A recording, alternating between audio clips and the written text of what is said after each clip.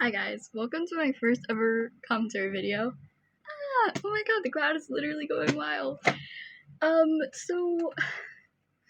want to like dabble into commentary a bit.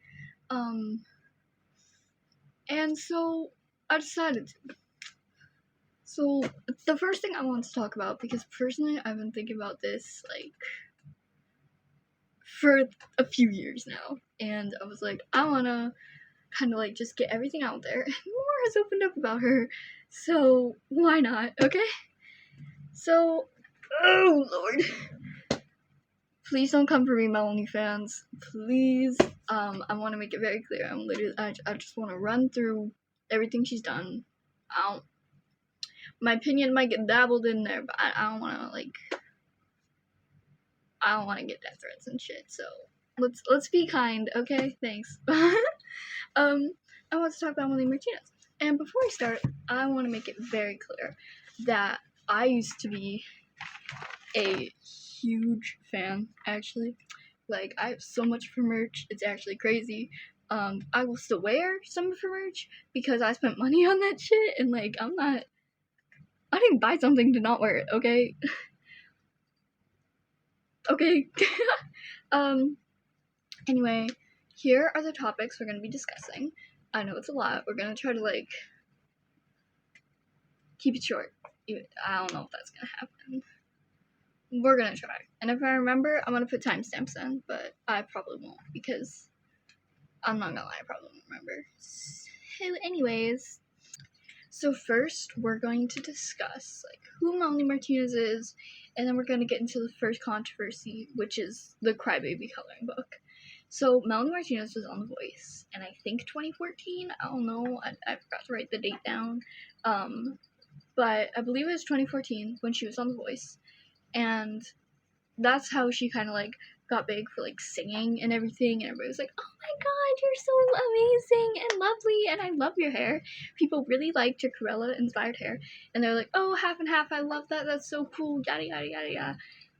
Anyways, in 2015 she released Crybaby, which explored some like darker themes such as like kidnapping and family abuse.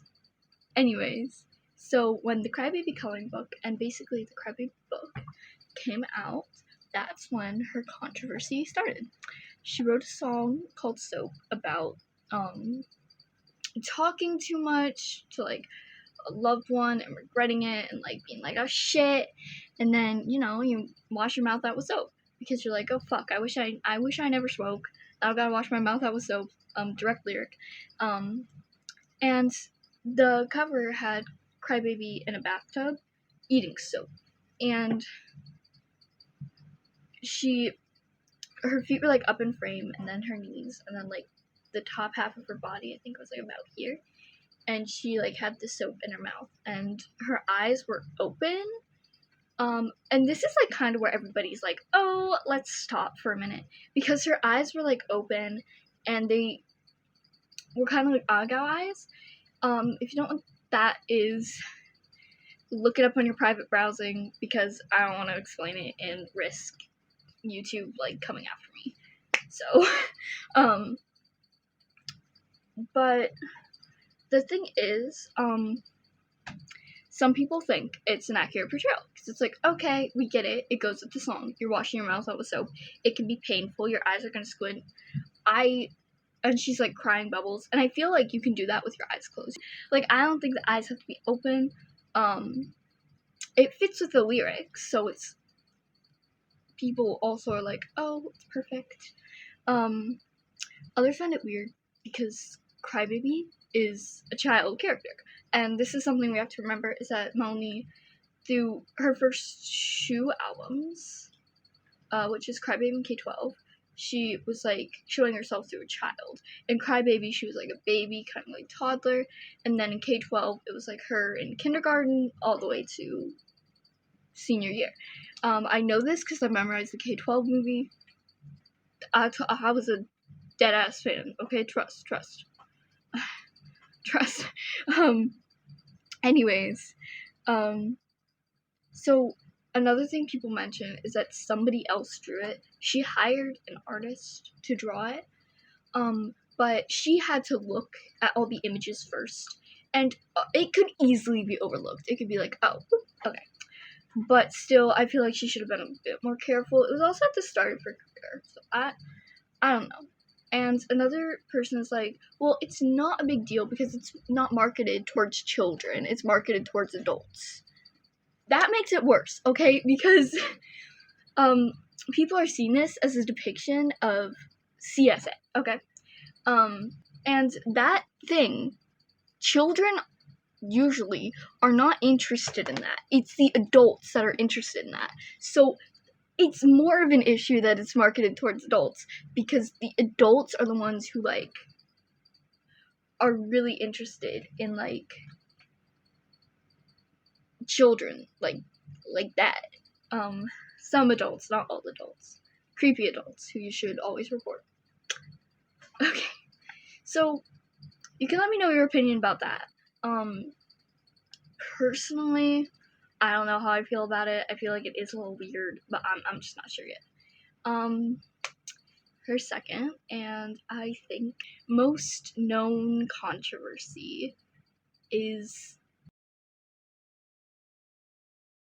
allegations from a former best friend, Timothy Eller.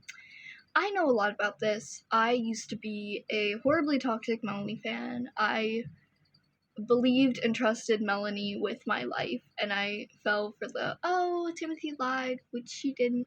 Well, allegedly she didn't. I mean, Timothy said she lied, but she didn't. My bad. Anyway, in 2017, it was Melanie's best friend, and during the Me Too movement, Timothy Heller decided to make a tweet about a former best friend who SA'd her, and I'm gonna, like, kind of condense it a little bit. I'll have the screenshots on screen so that you can read it for yourself. But she was in disbelief that her friend that she still loved so dearly did this. There's a power dynamic between them because Timothy was a smaller artist and Melanie was a bigger artist, and Melanie, like, took Timothy under her wing and stuff. Her life started to revolve around Melanie's, she felt, to the point where she would apologize for having panic attacks because Melanie said it would ruin her night.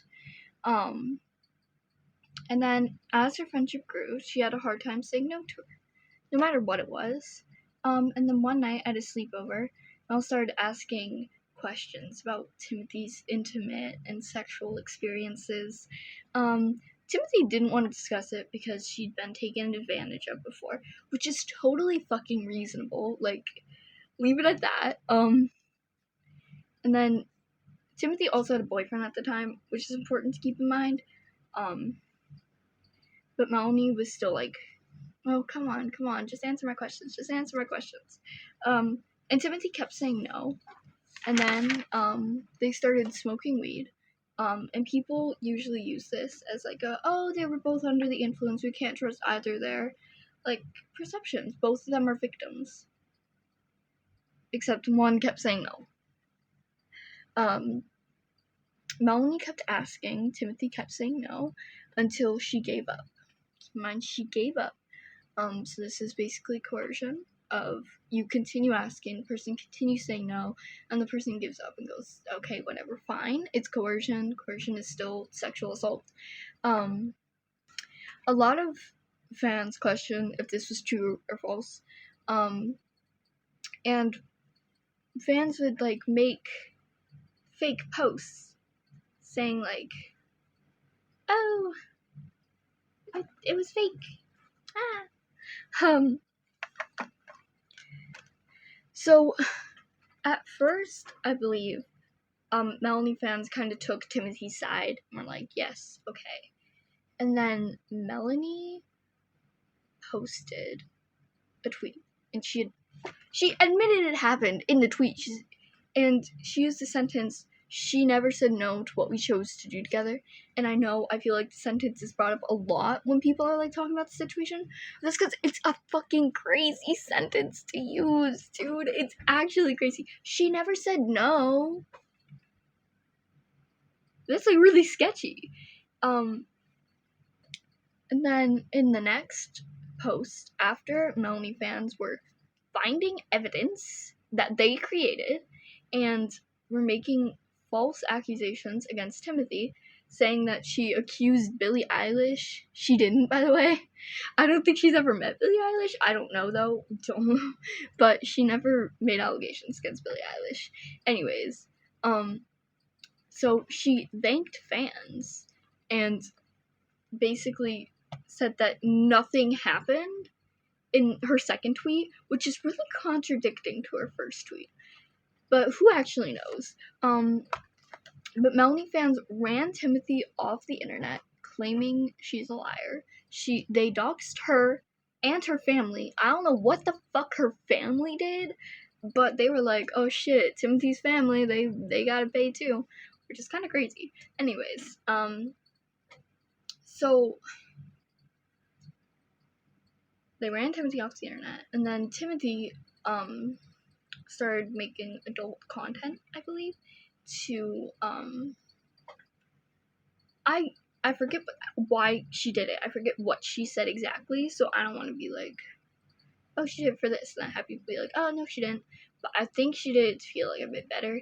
And then Melanie fans found it, and they spread it around and started making fun of her, which is a horrible thing to do, of course. Now, the year 2024, Timothy comes back, and she posts a video, and she clears things up. Here's the video. Speaking out against my abuser ruined my life, and I'd like to talk to you about it. I'm gonna be reading something I wrote. It's not particularly well written, but I just needed to collect my thoughts. Whether you know who I am or not, I ask you to please listen to my story. If you do recognize me, then you haven't heard from me in a couple of years, and that's because I was effectively run off the internet. You also may have heard that I admitted to lying, or that it was proven that I lied. Neither are true. Speaking out against my abuser ruined my life. Here's how we got to that point. During the Me Too movement, I chose to speak out against a former friend who had essayed me.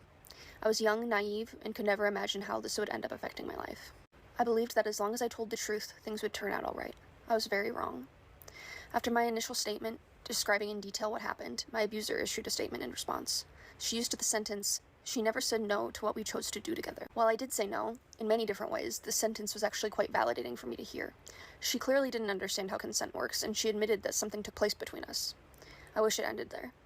I made the mistake of doing an interview with Daily Mail. While being interviewed, they asked for more specific details, like when the incident took place. It'd been around 2 years prior, so I didn't remember the exact date. What I did remember was a picture I took the next day. I went back in my camera roll, found the picture, and told them the day of the incident was the day before. Unfortunately, I was wrong. The picture in my camera roll appeared multiple times. I can't explain why. When the interview came out, her fans went back in her posts to that date to find that we were in different states. If you've never heard my story before, you might at this point wonder, why would that matter? She admitted something between you took place in her statement. I agree, and this is just one of the parts that drives me crazy. After this discovery, she released a second statement, in which she thanks her fans for researching the timeline and analyzing past Instagram posts which reveal my false statements. Unfortunately, this was enough for 99% of her fans to take what she said as truth and deem me a liar. The complete contradiction of her statements meant nothing. The events after this are so much and so overwhelming it's hard for me to recount. She ended up releasing essentially a diss track about me, with lyrics perpetuating the idea that I lied about all of this for fame. I was a small musician at the time, and after speaking out, gained tens of thousands of followers. While there were some supporters, the majority of the followers were people who actively hated me. I suddenly had thousands of hate accounts dedicated to me, thousands of dislikes and negative comments on all of my music, and completely ridiculous fabricated stories of me being posted online. I really hoped it would die out and people who liked me would stick around and I'd be able to move on with my career, but it never died. Anything I attempted to do was infected with this story. Googling me results in many first-page results calling me a liar. The people who hated me took it upon themselves to ruin every opportunity for me. Partnerships with brands, modeling opportunities, they were all flooded with comments saying I lied about SA. In addition to this, my home address, phone number, and family's phone numbers were all leaked. I became so discouraged with my own music career, I essentially stopped. I started doing SW in an attempt to regain some autonomy, but that was taken from me as well when people who hated me hacked the account. I was just trying to move on. My adult content was being spread and mocked by the people who hated me. Every single one of my social media accounts was hacked, including my email. The only thing they didn't get into was my bank account. I was given the classic fuck the haters advice, but until you're bombarded with the amount that I had to endure, you really can't imagine how it would affect you. It was just so much louder than any amount of support I was receiving. As you can imagine, my mental health was and is majorly affected by this situation. And while I wish I was the type of person with the confidence to say fuck the haters and stick it out, I'm just not. I'm sensitive and not self-confident and never have been. And this made it so much worse. It got to the point where I could no longer put up with the abuse. Holding onto this public image was no longer worth the pain, and I deactivated all of my public accounts. In doing this, I also saw this as completely giving up on being a musician. I couldn't put myself through the public scrutiny anymore. So that's where I've been the past couple of years, in private. It was a huge relief to no longer be bombarded with the amount of hate I was receiving every day, but now I'm stuck with the after effects. I imagine every day the life that I could have lived if this all hadn't happened. Would I be the musician I always wanted to be? It's kept me in a complete freeze state. I won't go into too much detail about how much I've been suffering the past couple of years. Frankly, it's embarrassing. I wish I could move on. But I've never wanted things to be over more than I have now. I've been in partial hospitalization programs and attempted to regain any semblance of confidence and hope for my life, but I can't shake that this is the wrong timeline for me. I didn't do anything wrong. I spoke the truth. If you're familiar with my story, you may have also heard that I admitted to lying, and I can assure you that never happened.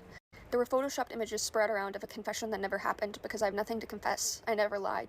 You may have also heard that I accused other celebrities of this, which I can promise you never happened either. There's so many other terrible things that people have made up about me that I'm not going to dissect and defend right now, but I was successfully gaslit into thinking I was a bad person who deserved this.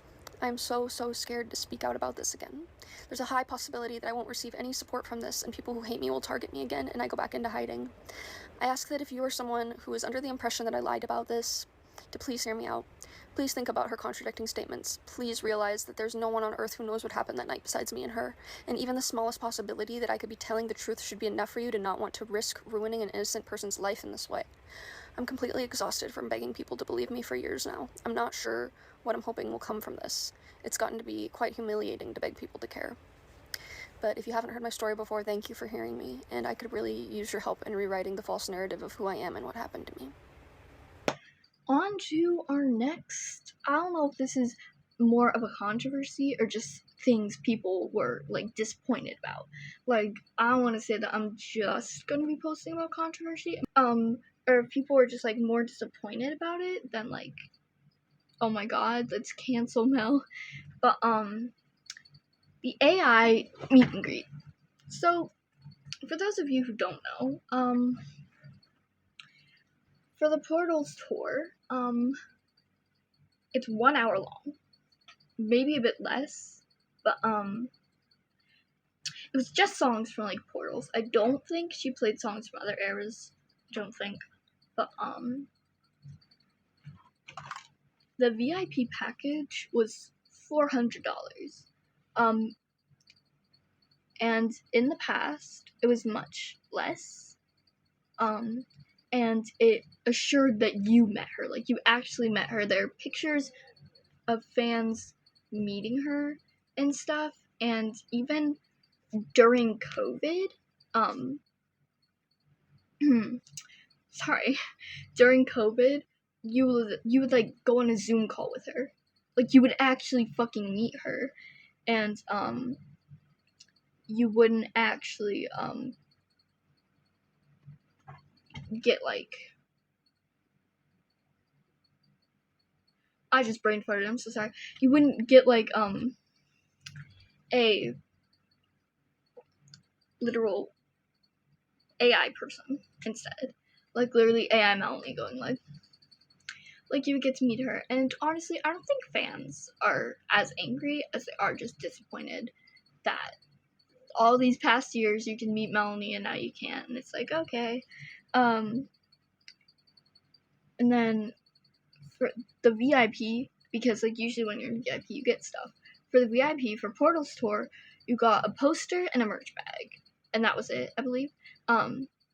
But for K-12, number one, the VIP was much cheaper. You got wearable merch and stuff that went along with the album, like notebooks and pencils, etc., etc. Okay, now on to our last and final, I don't know if it should be controversies or just something fans are a bit upset about. Merch prices. Specifically, perfume and candle prices. So, candles and perfume, yes, we all know they're usually pretty expensive and stuff. But, you know, you could also, like, fucking go down to, like, Hobby Lobby and get one for, like, $2 and be like, oh, look, I got a candle, a big candle, not a small candle. Anyway, let's start with the original Portals perfume with the giant-ass freaky head and the 4 perfumes inside. It came out on November 2nd. That's when, like, the release date was. Crybaby perfume, which has more perfume than this one, is $40. But a lot of people missed the Crybaby perfume release, so they were like, oh, Portals perfume, lovely, let's go, let's get it. $275 for 2 ounces, 15 milliliters of perfume in each bottle, 60 milliliters total. So, you're not getting too much perfume. Definitely not enough for, like, this fucking price. And a lot of people are like, oh, it's the collector's item and stuff. Okay, still shouldn't be that much. And it's because the statue is usually fucked up too. Like, you can see seams. The bottom left eye, I think it was, is always messed up for some reason. Most of the time messed up, not always. I'm sure, you know, nobody's perfect, but if you're spending 200 and, did I say 75? Did I say 45 before? $275, on this thing, you would expect it to come fine and not fucked up. But if it's coming fine and, like, not fine and fucked up, like, what's going on? Next is the candle. And they're all the candles named after all the different songs on the Portals album. And low-key, I was thinking about getting them. I really like candles. I like candles like this. I like candles like this. I haven't burned this one yet. She's new. But, like, I love candles. And low-key, when I heard that she was releasing candles, I got really excited. I was like, oh, fuck yeah, I'm gonna get some candles. So obviously there's 13 candles, one for each song, $75 per candle. There's,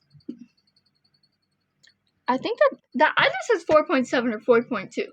I'm gonna go with 4.2. But my handwriting is fucked. We're just gonna say there's like 4, okay? Around 4 ounces of wax. An actual candle maker, a small business candle maker, which makes sense because Melanie hired small business candle makers to make these candles, which honestly, okay, great, that's nice, it's really inclusive. Anyway, said that she would charge $52, being generous, because she was like, let's say that the eggs cost like $20 and then double flavor, all this stuff. Anyways, but the candles are like really overpriced, and people would pay for like all of them to like go through them and say like, oh, this is them, like, oh, you know, all this stuff. And most people who like went through them were kind of disappointed with how they smelled, but also not everybody like has the same smell. So I think that's another thing that is just like, why is your merch really overpriced? Doesn't have to be. Anyways, next is the new Portals perfume, which is a fucking teaspoon. Do you know that spoon you eat soup with? That's how much perfume you're getting. You're getting 1 spoonful of soup. Like, that's it. And it's $85 for a teaspoon of perfume. Which is kind of crazy. And I don't think it's a spray. I think it's like you dip it and you like put it on your neck. That's what I saw from the Instagram. I'm not sure. But like, even if it was a spray, you would get like, I don't know, 3 to 5 sprays maybe. I'm not a perfume expert. These are like the perfume bottles I get for like $3. Cause like, I'm cheap, okay? I'm cheap. That poster back there, that TV Girl poster, was 70 cents. And there were better ones for more expensive, but that bitch was 70 cents. So I said, hell yeah, girl. Anyways, but this is another thing where I think it's just like, why is it really expensive? But also like, big brands, charge a lot for like little perfumes. And sure, you could consider Melanie as a big brand, And a lot of Melanie friends, like, people just want to hate Melanie for things. I just wanted to go through everything that is going on right now. I don't want, like, opinion, but, like, I don't care if you support Melanie or if you don't. Thank you for watching this video. If you have any controversy you, like, want me to cover or anything, you can, like, leave it in the comments, I guess. It's like, I need ideas. But I appreciate you for watching this, and I even more appreciate it if, like, you're not about to, like, go off and leave some hate comment or something, because, like, I don't really want that. I just kind of want people, like, watch this and be like, oh, okay, cool, this is what's going on, neat, okay, great. So anyway, thank you so much for watching. I'm Slicer, if you don't already know me. I usually make edits, but I wanted, as I said at the beginning, I wanted to dabble into a bit of commentary, because I've always liked it. Anyways, thank you so much for watching, and I will see you all later. Bye!